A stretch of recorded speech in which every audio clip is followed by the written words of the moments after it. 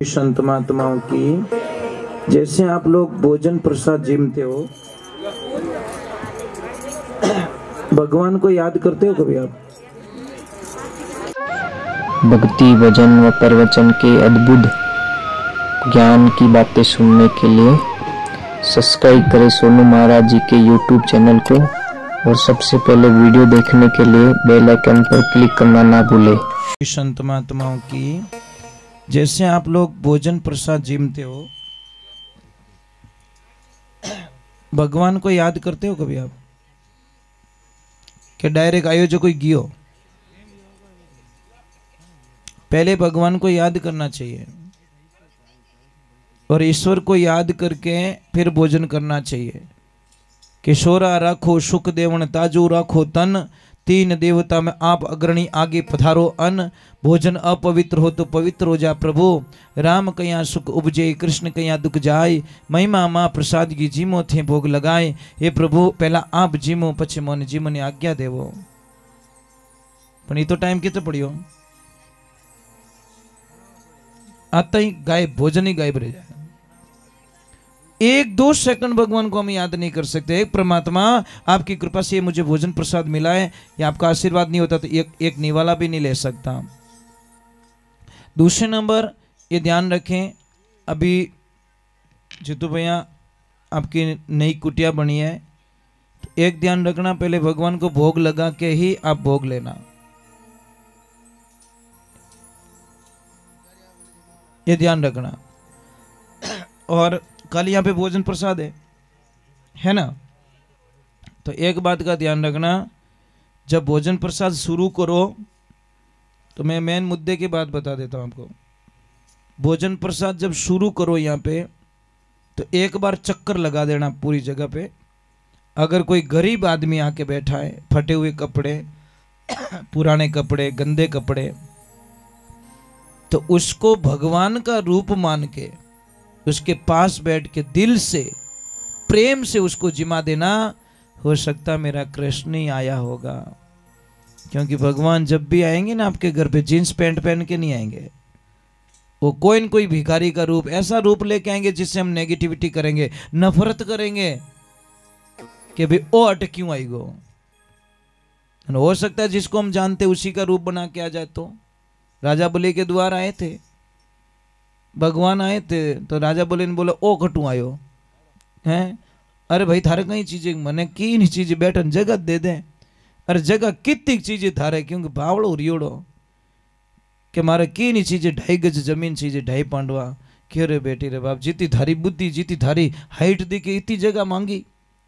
250 बीघा जमीन मांगतो, 2500 बीघा जमीन मांगतो तो आनंद ही आतो। राजा बलि पहला जीरो पोतो नवखंड धरती रो राजा बन जाए, इंद्र रो राज प्राप्त करे। भगवान के साइन तो मैं करूं जने भाई, तो दे दिया वचन। शुक्राचार्य ने मना किया कि मत कर, कि नहीं मैंने वचन दे दिया है, प्राण जाए पण वचन। एक गज में आकाश में आम्बियो, दूजी में धरती में आप तीजोड़ो कट रखा, माथा माथा रखना पड़ियो। आखिर में राजा बलि पाताल लोक में चले गए। तो महाराज जिन टेम्बर माने 6 महीना हो गया, भगवान ने वचन में ले लिया कि कहीं करो कि बस मने की नहीं चीजें आप मिल गओ तो मार्ग नहीं रहो।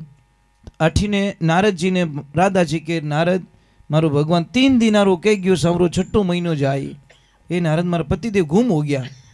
नारद जी के मैं कहीं करूँ गुम हो गया तो कट गया रही, भक्ता कने बात चिंता करते रही वे तो भूल जावे। भगत वत्सल भगवान की नहीं कहवे, जटे भगत भगत मिले संसार ने भूले वे भगवान क्या करे।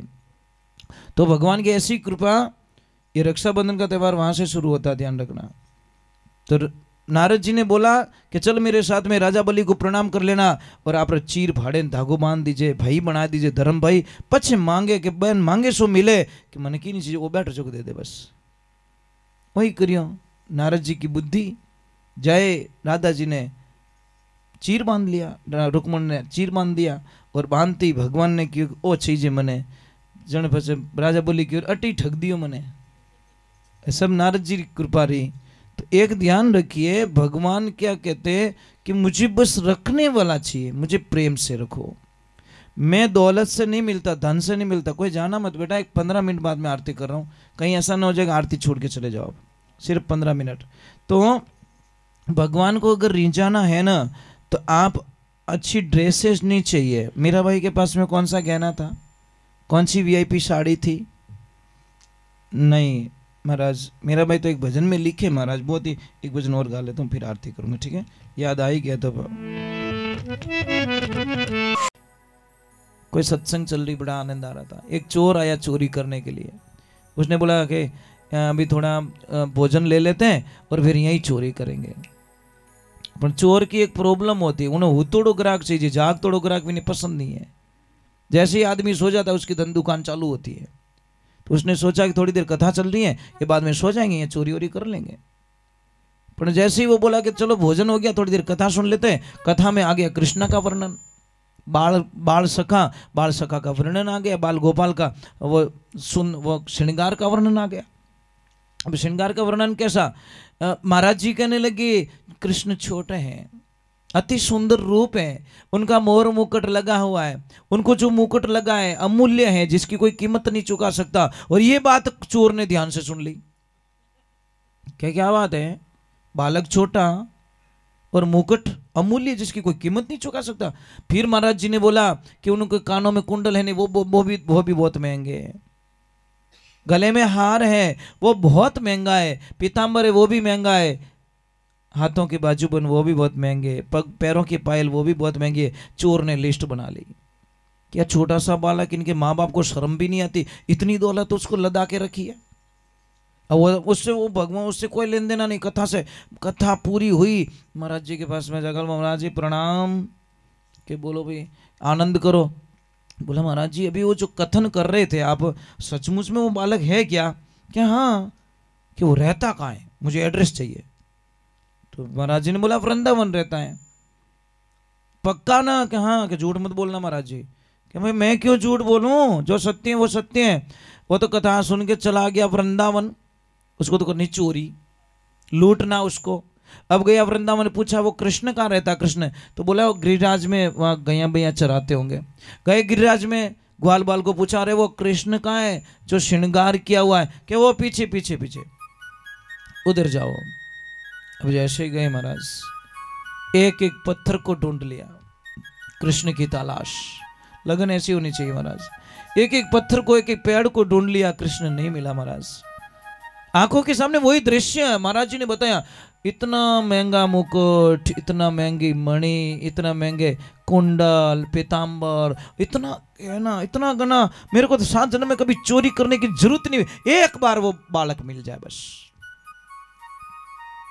संध्या काल हुई, चोर थक गया और अपने आप को कोसने लगा कि शायद महाराज झूठ बोल रहे हैं, ग्वाल बाल झूठ बोल रहे हैं और वो दुकान वाला भी झूठ बोल रहा है। जब भगत पे कोई आंच आती है ना तो भगवान को प्रकट होना पड़ता है। अब तो भगवान ने बोला मेरी कथा पे लाछन लग जाएगा, मेरे संत पे लाछन लग जाएगा। और भगवान को प्रकट होके बोलना पड़ा, काका ओ काका, के कौन है? कि मैं कृष्ण। देखा तो वही श्रृंगार, वही मुकुट, वही बंसी, आनंद।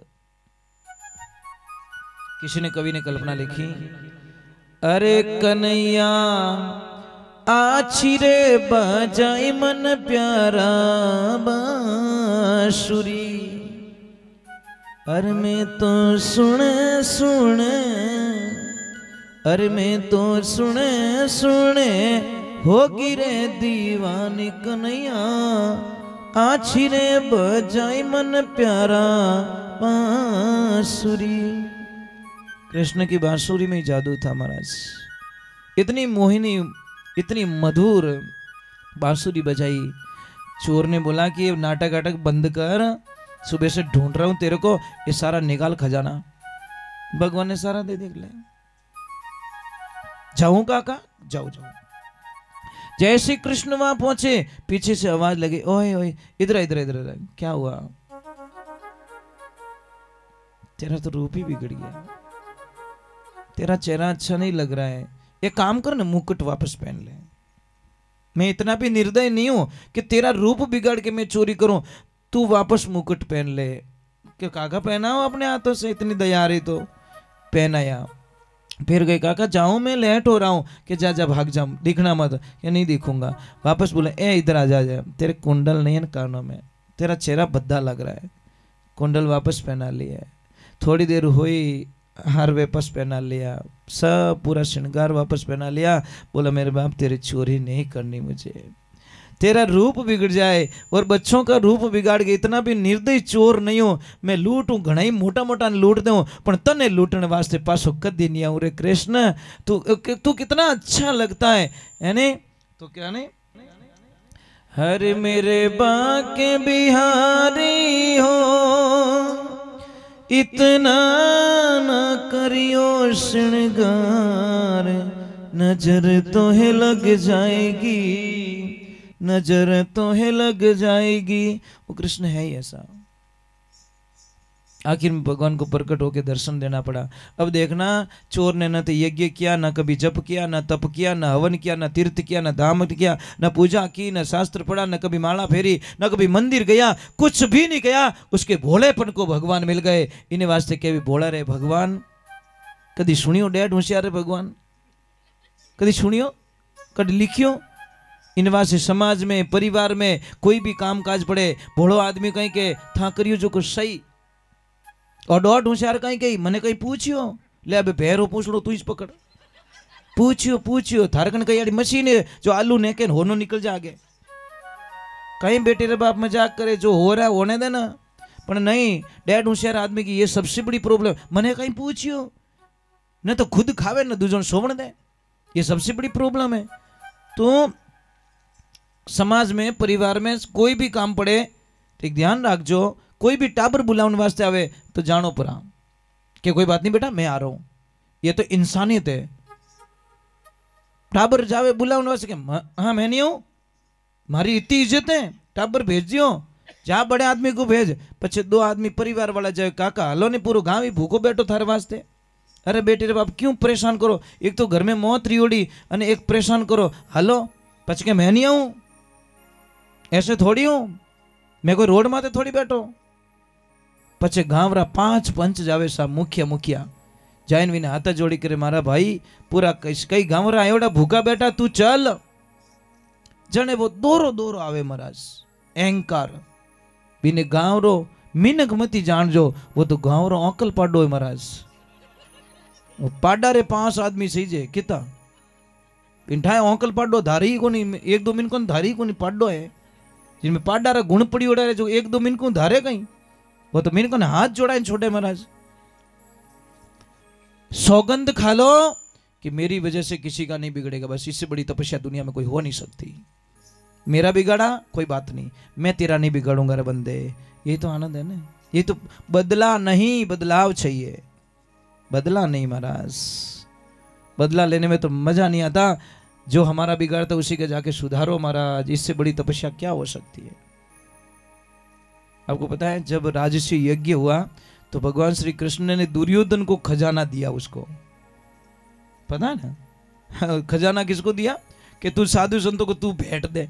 अब दुर्योधन चाहता था कि मैं पांडवों को रोड पे लाके छोड़ूंगा, पर ये दुर्योधन कभी नहीं जान सका कि मेरी हाथ की रेख इतनी प्रबल है कि मैं 100 दूंगा और 1000 वापस बन के आएंगे। दुर्योधन को खुद को भी पता नहीं, ये सिर्फ भगवान श्री कृष्ण जानते थे कि है तो कितना ही क्रूर है, पर इसकी भाग्य रेखा इतनी तेज है कि 100 रुपया अगर किसी को देगा वो 1000 वापस बन के खजाने में आ जाएगा। ये दुर्योधन को भी पता नहीं था, और दुर्योधन राजी हो रहा था। मैं पांडवों ने क्या चिंता मत करो, खजाने की चाबी मेरे पास आ गई है, अब देखना मैं जहां 100 देना है वहां पे 100 मोहरे दे दूंगा। और भगवान चाहते थे कि तू जितना ज्यादा देना चाहे उतना दे दे, क्योंकि पांडव जितना तू देगा उतने बलशाली बन जाएंगे। और दुर्योधन को पता नहीं था। ये लाइफ है, ध्यान रखना। तो हमको किसी को सताना नहीं है महाराज, परेशान नहीं करना है। हमको कोई परेशान करे बस सहन कर लो, हम किसी को ना करें। भाई हमको बदला तो नहीं चाहिए, बिल्कुल नहीं। आप हमें कितनी भी गालियां दो, हम वापस गाली नहीं देंगे। कारण बता दो, क्योंकि जबान आपकी गंदी हो रही है। मैं मेरी जबान को गंदी क्यों करूं भाई? जो गाली बोलेगा उसकी जबान गंदी। किचन में तो था पड़े रहा, मैं थोड़ी पड़ी हो। दो चीजों से दूर रहो, कीचड़ और लीचड़, दोनों से दूर रहो। कीचड़ में पड़ोगे तो आपका तन गंदा होगा, और लीचड़ आदमी के साथ में बैठोगे आपके मन को गंदा कर देगा, पक्की बात। वो ऊंधी बातों बुझाई बने। उल्टी उल्टी बातें, गलत गलत हमको चीजें बताएगा, गलत गलत बातें सुझाएगा, गलत गलत पॉइंट बताएगा, वो मजा लेने की बातें बताएगा। और ज्ञानी आदमी आनंद लेने की बातें बताएगा। दोनों फर्क इतना ही है। ज्ञानी आदमी बोलेगा आनंद आ गया और मूर्ख बोलेगा मजा आ गया। मजो कितनी देर हो, 5 मिनट रो, फिर तो मजा लोगे तो सजा मिलेगी, सीधा हिसाब है। आनंद लीजिए, आजीवन लाइफ टाइम रिचार्ज आनंद। राधे राधे, जय श्री कृष्ण। नींद नहीं आवे था, नींद नहीं आवे क्यों? પછી કાલે ડબલ દી की थाली पूड़िया 1 1 2 है।